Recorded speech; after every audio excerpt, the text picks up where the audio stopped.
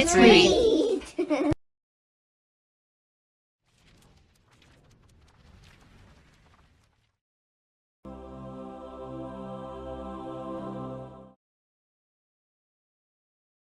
It's called The Tale of the Three Trees, retold by Elwell Hunt.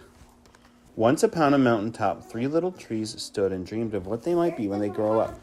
The first little tree looked up at the stars and like diamonds above him and said, "I want to hold treasure. I want to be covered with gold and filled with precious stones. I want to be the most beautiful treasure chest in the world." The second little tree looked at the small stream trickling by on its way to the ocean. "I want to be a strong sailing ship," he said. "I want to travel mighty waters and carry powerful kings. I'll be the strongest ship in the world." The third little tree looked down in the valley below where busy men and women worked. "I don't want to leave this mountaintop at all," she said. "I want to grow so tall that when people stop to look at me, they'll raise their eyes to heaven and think of God. I'll be the tallest tree in the world." Years passed. The rains came, the sun shone, and the little trees grew tall. One day, three woodcutters climbed the mountain. The first woodcutter looked at the first tree and said, "This is beautiful. It is perfect for me." With a swoop of his axe, the first tree fell.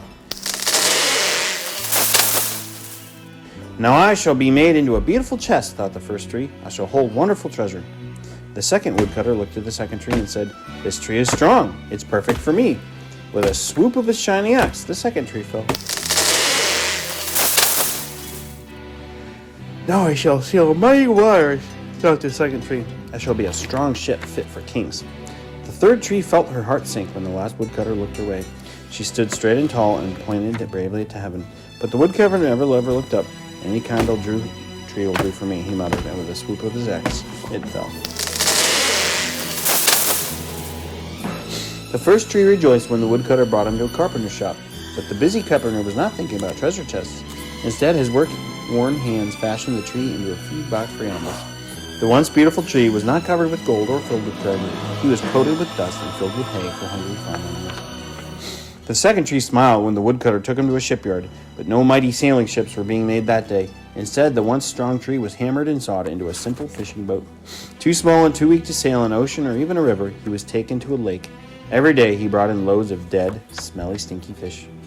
The third tree was confused when the woodcutter cut her into strong beams and left her in the lumberyard. What happened? The once tall tree wondered. All he ever wanted to do was stand on the mountaintop and point to God. Many, many days and nights passed. The three trees nearly forgot their dreams. But one night, golden starlight poured over the first tree as a young woman placed her newborn baby in the feed box. "I wish I could make a cradle for him," her husband whispered.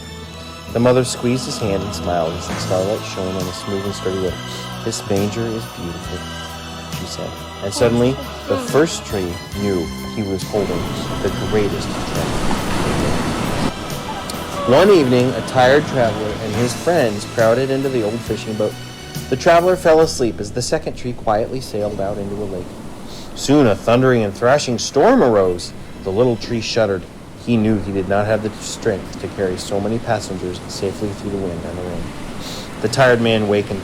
He stood up, stretched out his hand, and said, "Peace." The storm stopped as quickly as it had begun, and suddenly the second tree knew he was carrying the King of heaven and earth. One Friday morning, the third tree was startled when her beams were yanked from the forgotten woodpile. She flinched as she was carried to an angry, jeering crowd. She shuddered when soldiers nailed a man's hands into her. She felt ugly and harsh and cruel. But on Sunday morning, 2 nights later, when the sun rose and the earth trembled with joy, the third tree knew that God's love had changed everything. It had made the first tree beautiful. It had made the second tree strong.